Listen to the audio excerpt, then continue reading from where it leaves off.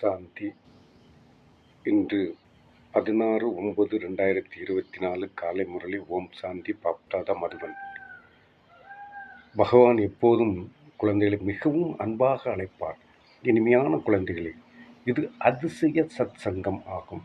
இங்கு உங்களுக்கு உயிருடன் இருந்தே இறப்பது கற்பிக்கப்படுகிறது.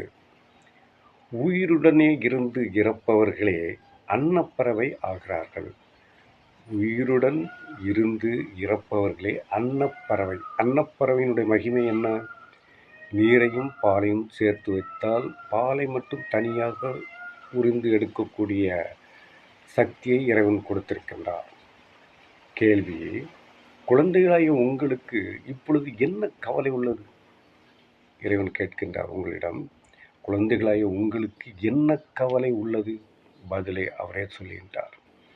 பதில்: நாம் விநாசத்திற்கு முன்பாக சம்பன்னம், அதாவது முழுமை ஆக வேண்டும். நாசத்திற்கு முன்னால் நாம் எல்லாம் பெற்றுவிட்டோம் என்ற திருப்தி, முழுமை அடைய வேண்டும்.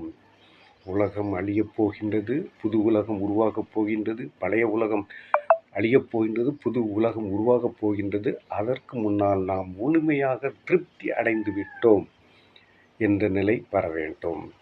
எந்த குழந்தைகள் ஞானம் மற்றும் யோகத்தில் வல்லுநர் ஆகி கொண்டே செல்கிறார்களோ அவர்களுக்கு மனிதனை தேவதை ஆக்குவது மனதிற்கு இனிய பழக்கமாகிவிட்டது.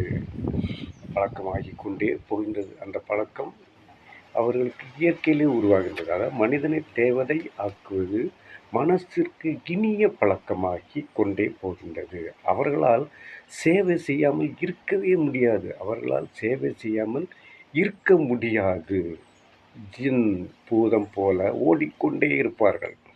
சேவையுடன் கூடவே தங்களையும் முழுமையாக்கும் கவனம் இருக்கும். சேவையுடன் கூடவே தங்களையும் முழுமையாக்கும் கவனம் இருக்கும் என்று இறைவன் கூறுகின்றார். அருமையான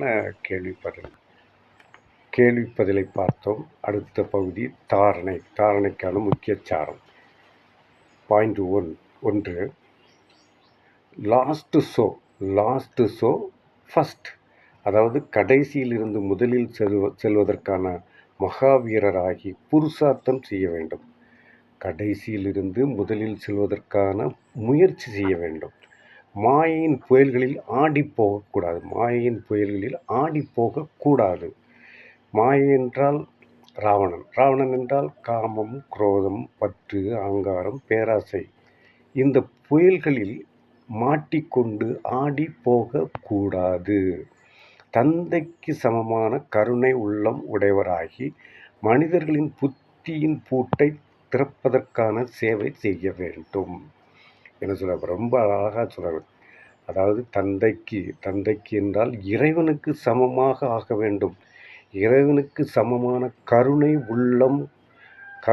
உள்ளம் உடையவர் ஆகிய மனிதர்களின் புத்தியின் பூட்டை, மனுஷனுக்கு புத்தி பூட்டு போட்டு வச்சிருக்கு, அந்த பூட்டை திறப்பதற்கான சேவை செய்ய வேண்டும் என்று இறைவன் குழந்தைகளுக்கு அறிவுறுத்துகிறார். பாயிண்ட் 2. ஞானக்கடலில் தினமும் ஞானஸ்தானம் செய்து பரிஜாத இளவரசியாக வேண்டும். ஒரு நாள் கூட படிப்பை தவறவிடக்கூடாது. பகவானுக்கு, இறைவனுக்கு நாம் மாணவர்களாக இருக்கிறோம் என்ற இந்த போதையில் இருக்க வேண்டும். வரதானம்: கம்பீரம் எனும் குணத்தின் மூலம் முழு மதிப்பெண் பெறும் கம்பீரத்தின் தேவதை ஆகுக. கம்பீரமான தோற்றம் இருக்க வேண்டும். இறைவனுடைய குழந்தைகளை பார்த்தால் இந்த குழந்தைகள் கம்பீரமாக இருக்கின்றது என்று நாம் பார்க்கிறவர்கள் நினைக்க வேண்டும். அதைத்தான் சொல்கின்றார் வரதானம். கம்பீரம் எனும் குணத்தின் மூலம் முழு மதிப்பெண் பெறும் கம்பீரத்தின் தேவதை ஆகுக. இதனுடைய விளக்கம்: நிகழ்காலத்தில் கம்பீரம் எனும் குணம் மிக மிக அவசியமாகும். இன்றைய காலகட்டத்தில் கம்பீரம் என்ற குணம் மிக மிக அவசியமாகும். ஏனெனில் பேசும் பழக்கம் அதிகமாகிவிட்டது. வாயில் வந்ததெல்லாம் பேசுகின்ற, என்ன வேண்டுமென்றாலும் பேசலாம், என்ன வேண்டுமென்றாலும் செய்யலாம். ஆகையால் வாயில் வந்ததெல்லாம் பேசுகின்றீர்கள்.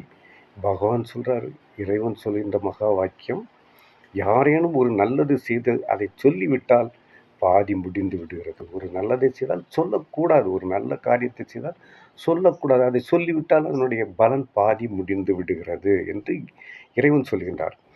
மீதியே சேமிப்பாகிறது. அதில் பாதியில் பாதி தான் சேமிப்பாகிறது. கம்பீரமானவருக்கு முழுமையும் சேமிப்பாகும். கம்பீர தோற்றமுடையவர்களுக்கு முழுமையும் சேமிப்பாகும். அவர்கள் எதையும் சொல்ல மாட்டார்கள். எனவே கம்பீரத்தின் தேவதை ஆனால் தனது முழு மதிப்பெண் சேமிப்பாகும். முழு மதிப்பெண்ணும் 100க்கு 100 சேமிப்பாகும். செய்த செயலை வர்ணனை செய்வதால் மதிப்பெண் குறைந்துவிடும் என்று இறைவன் அருமையாக வரதானத்தில் சொல்கின்றார். ஸ்லோகன்: பிந்து நிலையில் நிலைத்திருந்தால் இன்னல்களுக்கு ஒரு நொடியில் புள்ளி வைக்கப்படும். பிந்து நிலையில், அதாவது புள்ளி ரூபத்தில் நிலைத்திருந்தால் இன்னல்களுக்கு, துன்பங்களுக்கு ஒரு நொடியில் புள்ளி வைக்கப்படும். ஒரு நொடியில் புள்ளி வைக்கப்படும். சொடக்கு விடுற நேரத்தில் புஸ்டாப் அருமையாக சொல்லியிருந்தார் அந்த வாணியில். முழு வாணியும் படிங்க. நான் படித்து வாழ்க்கையை சிறப்பாக அமைத்துக்கொள்ள ஒரே வழி இந்த முரளிதான். சென்று முழுமையான முரளியை படிக்க நேரம் என்றால் கேட்டு மகிழுங்கள். கேட்டு மகிழ்வதற்கு நேரமில்லை என்றால் வீடியோவில் பார்த்து மகிழுங்கள். மகிழ்ச்சி என்பது யாராலும் கொடுக்க முடியாது. நீங்கள் எத்தனை கோடி ரூபாய் கொடுத்தாலும் உங்களால் வாங்க முடியாத ஒரே பொருள் மகிழ்ச்சி.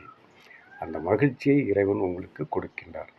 இந்த வாணியையும் மட்டுமல்ல, பக்கத்தில் இருக்கின்ற பிரம்மகுமாரிகள் சென்டரில் சென்று 7 நாள் அடிப்படை வகுப்பை படித்து இது என்ன, இப்படி ஒன்று இருக்கிறது, உண்மையா பொய்யா என்பதை நிரூபிக்க வேண்டும் என்றால் நீங்கள் அந்த பக்கத்தில் இருக்கின்ற பிரம்மகுமாரிகள் உலகம் முழுவதும் எந்த இடத்தை தேடினாலும் உங்களுடைய பக்கத்திலே வந்து இருக்கிறார் இறைவன். ஆனால் உங்களுக்கு பார்க்கிறதுக்கு பிராப்தி வர வேண்டும். அந்த பிராப்தி இருந்தால் நீங்கள் சென்று 7 நாள் வகுப்பை படித்து அதனுடைய பொருளை புரிந்தால்தான் இந்த முரளியை படிக்க முடியும். முரளியை உங்களுக்கு புரியும், இல்லாவிட்டால் புரியாது. ஆகவே நீங்கள் நன்றாக படித்து மகிழ்ச்சியாக வாழ வேண்டும் என்ற எண்ணம் இருந்தால், குடும்பத்தில் துன்பம் துக்கம் எல்லாத்தையும் துரத்தி அடிக்கின்ற ஒரே சக்தியை கொண்டது இறைவன் மட்டும்தான். வேறு யாருக்கும் அந்த சக்தி இல்லை. படித்து பயன்பெறுங்கள். நன்றி. ஓம் சாந்தி.